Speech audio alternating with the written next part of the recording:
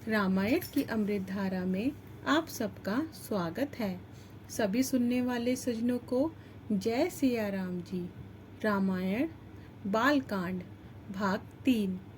सियापति रामचंद्र जी की जय, पवन सुत हनुमान जी की जय, उमापति महादेव जी की जय।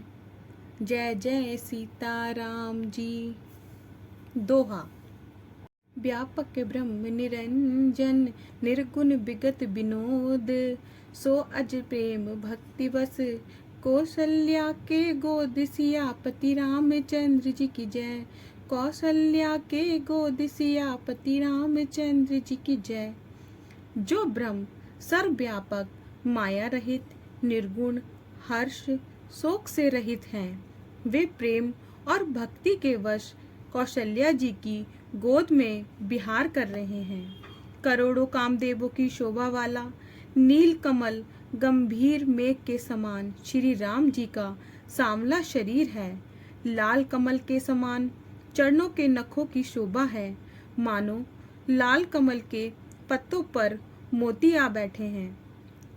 तलवों में वज्र, ध्वजा और अंकुश आदि की रेखाएं शोभित हैं और पैर के आभूषणों की ध्वनि मुनियों के मन को मोहती है। कमर में करधनी और पेट पर 3 रेखाएं हैं और गंभीर नाभि की शोभा को वही जान सकता है जिसने देखा हो। शंख के समान कंठ और सुंदर ठोड़ी है तथा मुख पर असंख्य कामदेवों की छवि छाई है। 2 दांत और लाल होठों तथा नासिका व तिलक की उपमा कौन दे सकता है। सुंदर कान और बहुत ही सुंदर कपोल तथा अत्यंत प्रिय मधुर तोतली बोली है, जिनके घुंघराले बालों को माता ने बहुत प्यार से संभाला है। शरीर में पीली जुगलियां पहने हैं और घुटनों व हाथों से चलते हुए शोभायमान लगते हैं। उस रूप की शोभा को वेद और शेष नहीं कह सकते, वही जानते हैं जिन्होंने स्वप्न में भी देखा है। दोहा। सुख संदोहो मोह पर, ज्ञान गिरा गौतीते, दंपति परम प्रेम बस, कर सुचरित पुनीत सियापति रामचंद्र जी की जय, कर सुचरित पुनीत सियापति रामचंद्र जी की जय। सुख के समूह, मोह रहित, ज्ञानवाणी और इंद्रियों से परे श्री राम जी हैं। वह दंपति दशरथ और कौशल्या के प्रेमवश बाल लीला करते हैं। इस प्रकार जगत के स्वामी श्री रामचंद्र जी अयोध्या वासियों को सुख देने लगे। हे पार्वती, जिन्होंने श्री रघुनाथ जी के चरणों में प्रेम किया, उनकी गति प्रत्यक्ष प्रकट है। रघुनाथ जी से विमुख रहकर करोड़ों उपाय करके भी कौन संसार के बंधन छुड़ा सकता है।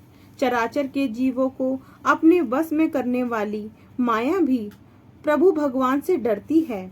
भगवान भ्रकुटी के विलास से उस माया को नचाते हैं। ऐसे प्रभु को छोड़ किसका भजन करना चाहिए।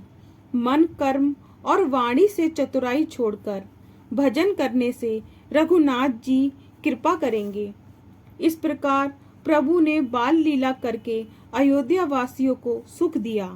कौशल्या जी कभी उन्हें दुलारती और कभी पालने में झुलाती हैं। प्रेम में मग्न कौशल्या जी रात दिन बीतते नहीं जानती थीं। पुत्र के स्नेहवश माताएं उनके बाल चरित्रों का गान करती थीं।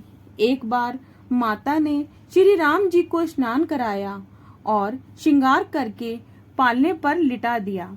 फिर अपने कुल के इष्ट भगवान की पूजा के लिए स्नान किया। पूजा करके नैवेद्य चढ़ाया। फिर आप रसोई घर में गईं। फिर माता वहां लौटकर आई तो अपने पुत्र को भोजन करते देखा। माता डरती हुई बालक के पास आई। वहां बालक को सोता हुआ देखा। फिर आकर देखा तो वही बालक भोजन कर रहा है। तब हृदय कांपने लगा, धीरज ना हुआ। यहाँ वहाँ 2 बालक देख पड़ते हैं। ये मेरी बुद्धि का भ्रम है या और कोई विशेष कारण है। प्रभु श्री राम जी माता कौशल्या को घबराई हुई देखकर हंसने लगे। दोहा।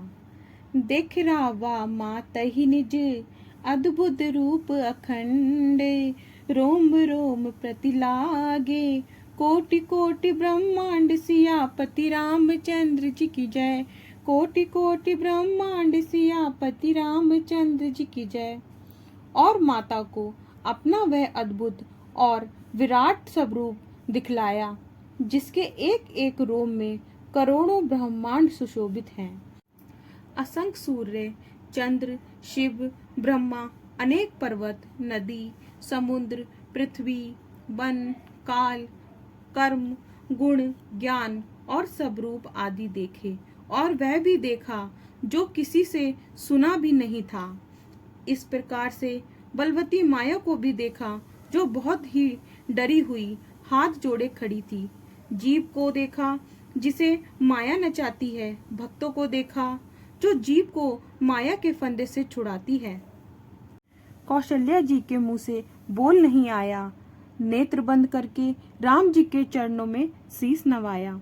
माता को अचंभे में देख श्री रामचंद्र जी फिर उसी बालक रूप हो गए। कौशल्या जी से स्तुति नहीं की गई। डर गई कि मैंने जगत के पिता को पुत्र करके जाना है।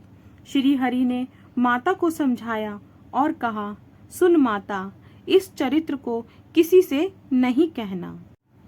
बारंबार कौशल्या जी हाथ जोड़कर विनती करने लगी कि हे प्रभु, मुझे तुम्हारी माया अब कभी न व्यापे। भगवान ने बहुत भांति से बाल लीलाएं की और भक्तों को बहुत ही आनंदित किया। कुछ समय बीतने पर कुटुंबियों को सुख देने वाले सब भाई बड़े हो गए। तब गुरु जी ने आकर चूड़ाकरण संस्कार किया। ब्राह्मणों ने फिर बहुत सी दीक्षा पाई। बहुत ही मनोहर चारों भाई अपार चरित्र करते फिरते हैं। जो प्रभु मन, कर्म और वाणी से अगोचर हैं, वही प्रभु दशरथ जी के आंगन में विहार करते हैं। भोजन करते समय राजा बुलाते हैं तो बाल मंडलियों को छोड़कर नहीं आते हैं।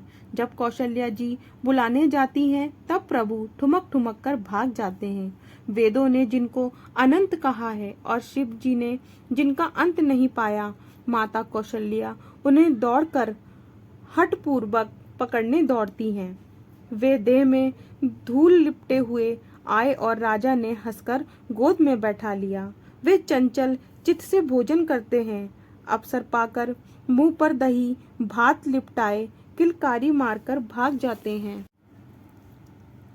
अत्यंत सरल सुहावने बाल चरित्र सरस्वती जी, शेष जी, शिव जी और वेदों ने गाए हैं। जिनके मन इनमें नहीं रंगे, उन मनुष्य को विधाता ने भाग्यहीन बनाया है।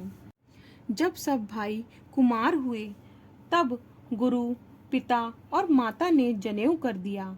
सब भाई गुरु के घर पढ़ने गए। वहां थोड़े ही समय में सब विद्याएं आ गईं। जिन प्रभु की स्वाभाविक श्वास ही चारों वेद हैं, वे प्रभु पढ़े, ये बड़े आश्चर्य की बात है। चारों भाई विद्या विनय में निपुण, गुणवान, राजाओं की लीला के सब खेल खेलते हैं। हाथों में बाण और धनुष बहुत शोभा देते हैं। वह रूप देखकर सब चराचर मोहित हो जाते हैं। जिन गलियों में सब भाई खेलते थे, उन गलियों के सब स्त्री पुरुष थकित हो जाते थे। कौशलपुरवासी नरे नारी वृद्ध अरुबाले, प्राण हुते प्रिय लागत, सब कहु राम कृपाल सियापति रामचंद्र जी की जय। सब कहु राम कृपाल सियापति रामचंद्र जी की जय। अयोध्यापुरी में रहने वाले पुरुष, स्त्री, बूढ़े और बालक, इन सबको कृपालु रामचंद्र प्राणों से भी अधिक प्यारे लगते थे। आगे का भाग कल। जय सिया राम जी। अगर आपको पसंद आए तो लाइक, शेयर एंड कमेंट्स कीजिए।